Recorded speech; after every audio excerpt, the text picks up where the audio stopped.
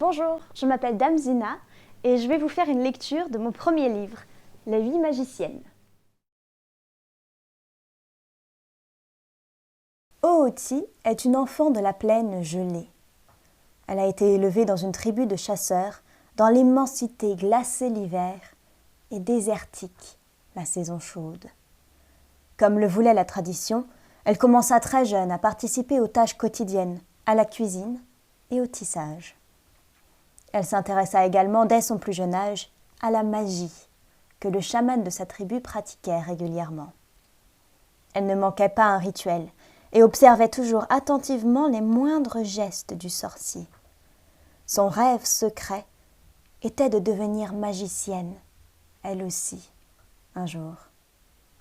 En grandissant, elle comprit que le monde des adultes n'était pas aussi simple. Une femme n'était encore jamais devenue chamane dans l'histoire de son continent. C'était un métier d'homme. Son rêve se dissipa et elle finit par ne plus jamais y penser. Aujourd'hui, Ooti est pourtant fée des songes. Elle a les pouvoirs de la divination, de la clairvoyance et des rêves prémonitoires. Elle veille sur le monde du sommeil et des souvenirs et se permet quelques voyages discrets dans les cauchemars les plus obscurs pour les apaiser. Elle m'aide aussi à administrer le monde des fées en me partageant sa vision du futur. C'est grâce à Ooti que je sais que mon enfant sera une fille. Tara.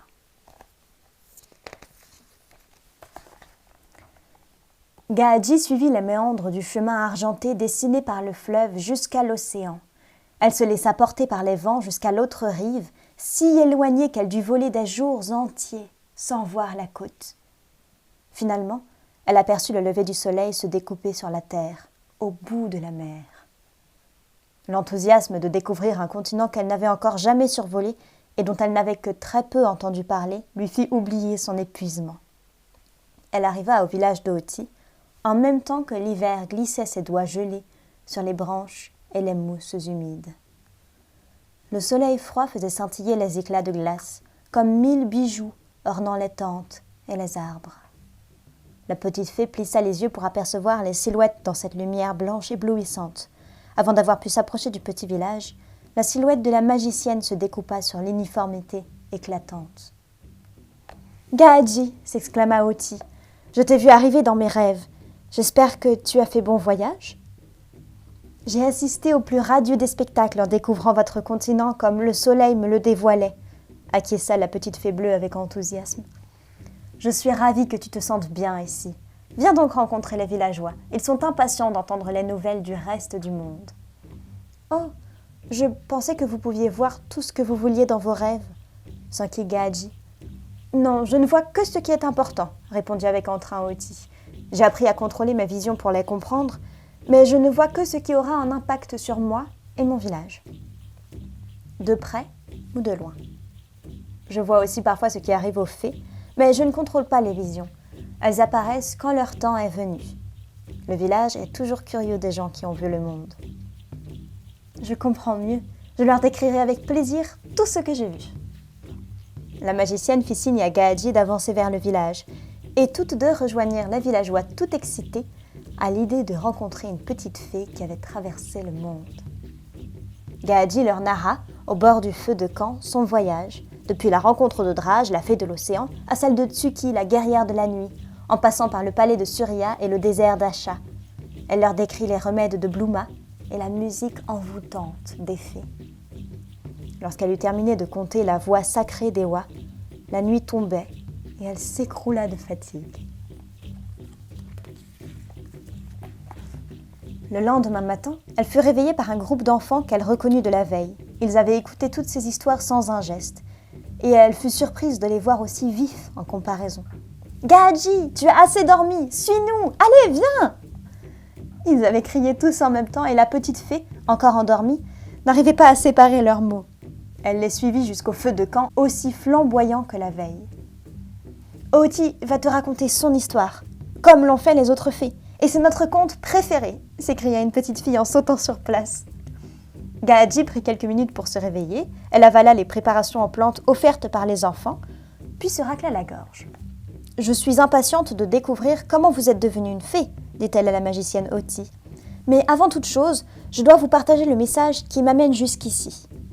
Je viens de la part de Tara pour vous inviter à la célébration de la naissance de sa fille. Je sais que vous savez déjà tous qu'elle aura une fille puisque vous l'avez vue en rêve, mais je vous invite officiellement. » Les enfants se mirent à crier de joie. « Une fête! On pourra t'accompagner? Dis, Oti, on pourra ?» La magicienne les calma d'un geste. « C'est un long et périlleux voyage. Nous ne volons pas comme Gaadji. Un bateau n'est pas un endroit pour les enfants, vous le savez. » Les enfants se rassirent, résignés. Elle reprit. « Maintenant, c'est le moment de vous raconter mon histoire. » Gaadji se surprit à faire le même mouvement d'excitation que les enfants autour d'elle.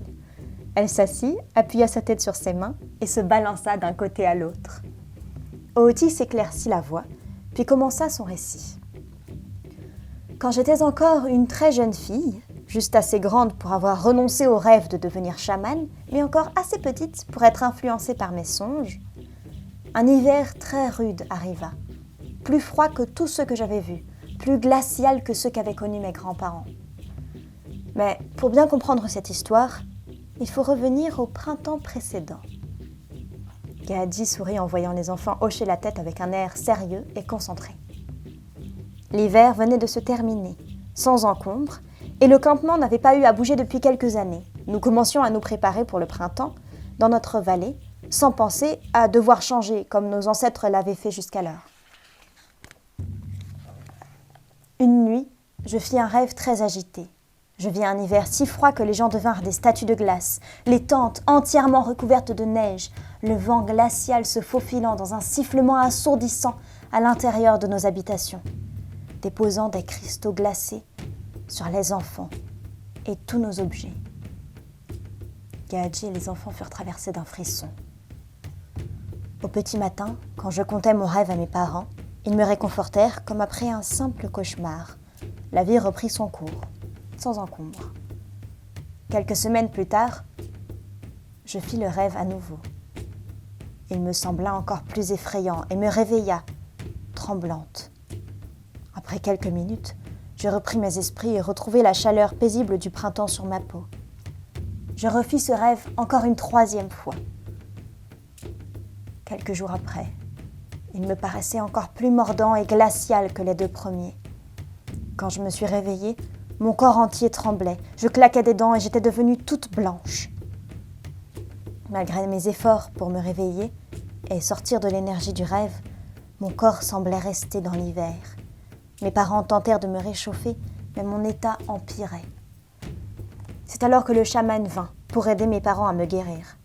Quand il entra dans notre tente, il se précipita vers moi et me demanda de raconter mon rêve. Personne ne lui avait dit que j'avais rêvé. Je lui expliquais jusqu'au moindre détail. Et il blêmit quand il apprit que c'était la troisième fois que je rêvais de cet hiver sans pitié. Il me dit que j'aurais dû lui expliquer mes songes plus tôt et que j'avais probablement eu une vision prémonitoire. L'été arrivait et nous devions prendre une décision quant à notre avenir. Les jours suivants, le conseil du village se réunit pour savoir si ma vision justifiait un exode de tous les habitants. Il fallut plusieurs semaines pour convaincre le village que nous devions abandonner la vallée pour aller habiter des terres plus clémentes, vers le sud du continent. La saison chaude était habituellement une saison de repos où nous jouions, nous baignant dans la rivière et prenant le temps de vivre. Tout le village savait que si nous devions partir, nous passerions des mois sur la route avant d'être à l'abri. Finalement, notre chaman me demanda d'expliquer mon rêve pour montrer ce que nous risquions si nous restions dans notre vallée. Je décrivis la neige qui recouvrait le sol, la glace qui étouffait la rivière et le ciel immortellement blanc. Mais le village protesta que nous avions traversé des hivers difficiles, que nous savions nous défendre contre le froid. Je décrivis alors les statues de glace, enfermant dans un sommeil éternel les membres du village. Les tentes noyées dans le manteau blanc et les souffles stridents transperçant les tentes, aveuglant les enfants. Un frisson traversa le village, alors même que le soleil marquait l'été. Quelques jours plus tard, nous avions replié les tentes et décidé de ce que nous abandonnerions sur place et ce dont nous aurions besoin pour notre exode. Pour beaucoup d'entre nous, c'était la première fois que nous devions nous préparer à une vie de nomade, même pour quelques mois seulement. Pour les plus âgés, cela faisait des années qu'ils avaient laissé cette vie derrière eux. Nous avions tous la sensation de quitter notre nid. Cette vallée, c'était chez nous. Nous n'avons jamais connu la vallée de l'enfance d'Ooti, expliqua une jeune fille à Gaadji, mais tous les adultes du village en parlent souvent. Maintenant, nous sommes nomades, comme nos ancêtres, mais la vie de sédentaire manque à certains.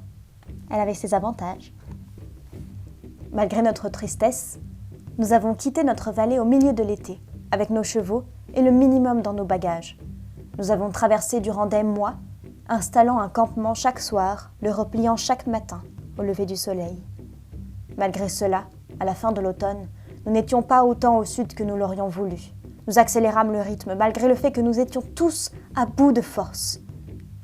Nous marchâmes parfois plusieurs jours sans nous arrêter, malgré la pluie ou le soleil écrasant. Les plus âgés dormaient sur les charrettes et nous alternions sur les chevaux. Comme j'étais jeune, je marchais beaucoup et j'avais très peu d'occasion pour me reposer sur les montures.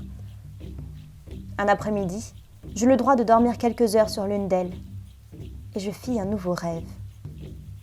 En m'éveillant, je sus que ce rêve, comme ceux que j'avais eus au printemps, n'était pas anodin. C'était un autre rêve prémonitoire.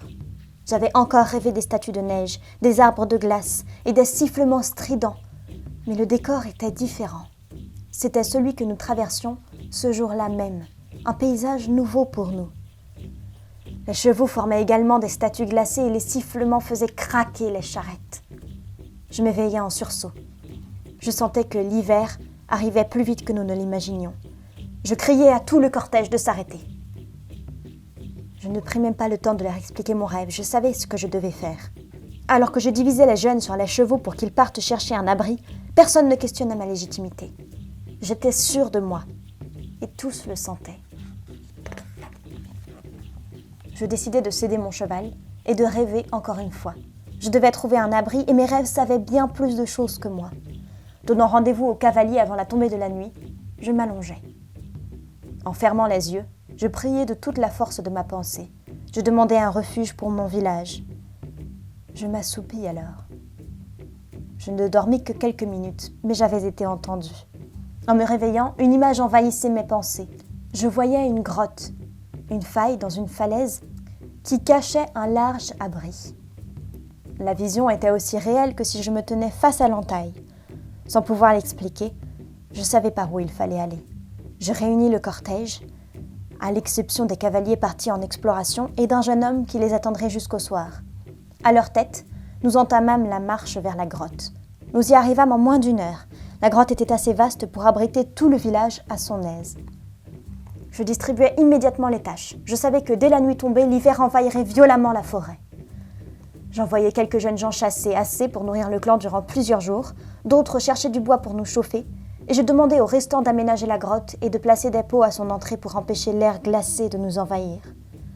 Je m'empressais de repartir au point de rendez-vous où les cavaliers devaient revenir. La journée touchait à sa fin quand je retrouvais le jeune homme que j'y avais laissé.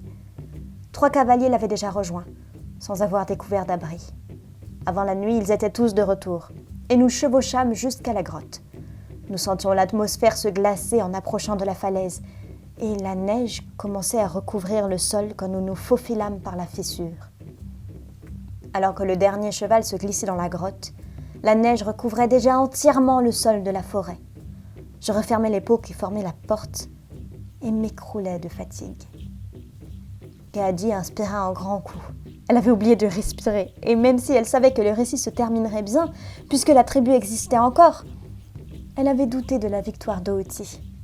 « Tout cela grâce à des rêves » murmura la fée bleue.